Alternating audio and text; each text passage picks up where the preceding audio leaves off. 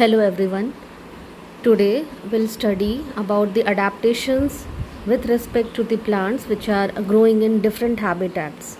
So for this, let's see the example, that is the plants which are living in the aquatic habitats. So most of the bodies, they are aquatic in their habitat, and all the aquatic plants, they have noticeable features which make them to survive in the aquatic environment. So the key features which help these plants to survive in the aquatic habitat include most of the plants, they have very reduced or small roots, and roots, they are not very well developed as compared to the plants which are growing in terrestrial areas. Likewise, the leaves, they are ribbon like, long, which help the plants to cope with the water current. The stem of the plant, they are basically soft, hollow and light, with spaces filled with air to keep them floating. The plant body is basically covered with mucilage, which prevents the plant to decay when present in the water. So these are the basic features which most of the aquatic plant, they are being noticed by, and they are exhibiting so as to make themselves adaptive with respect to the aquatic conditions. As you can see here, uh, in this picture, some of the aquatic plants are being noticeable. One is the lotus, and you can see the desiccated uh, floating leaves over the water surface. So let's revise what are the basic adaptations the plant they are having. So aquatic plants, they require special adaptations for living, and when plants, they are present in submerged form in the water or at the water surface. So most common adaptation is the presence of lightweight internal packing of the parenchyma cells, but floating leaves and are basically finally dissected leaves, which is commonly seen in case of aquatic plants. The aquatic plants, they can grow in water or in soil that is frequently saturated with water, and therefore they are a common component of wetlands. So here you can see the picture of a nilambu, actually it's a biological name, and water lily.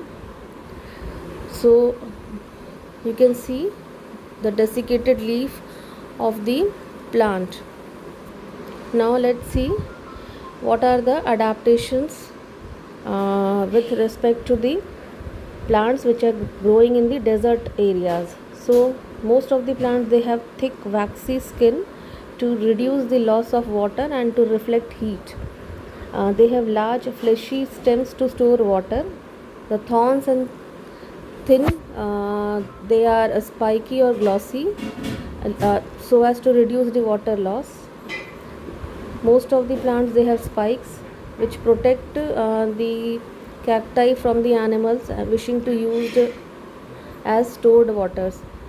The deep roots, most of the plants of the desert areas, they are having the deep roots so as to make, you can say, use of the water which is present in the underground surfaces, and in search of those water hygroscopic molecules of the water, the roots of the plants, they are basically so deeply rooted in case of the desert plants. So as you can easily differentiate between the aquatic plants, roots of the aquatic plant with respect to the desert plants. So desert plants, they are having well developed root system, while uh, plants which are growing in aquatic environment, they have almost, you can say, minimal level of growth with respect to the roots.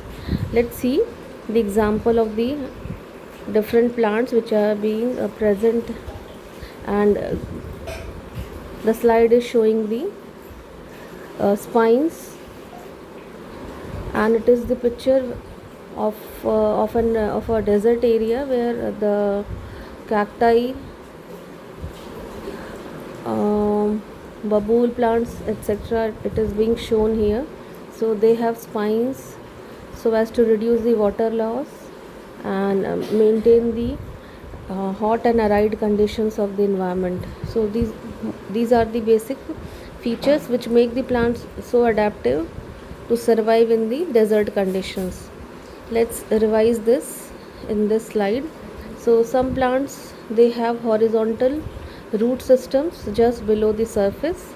Some plants have long tap roots which are approximately 7 to 10 meters deep to reach the groundwater.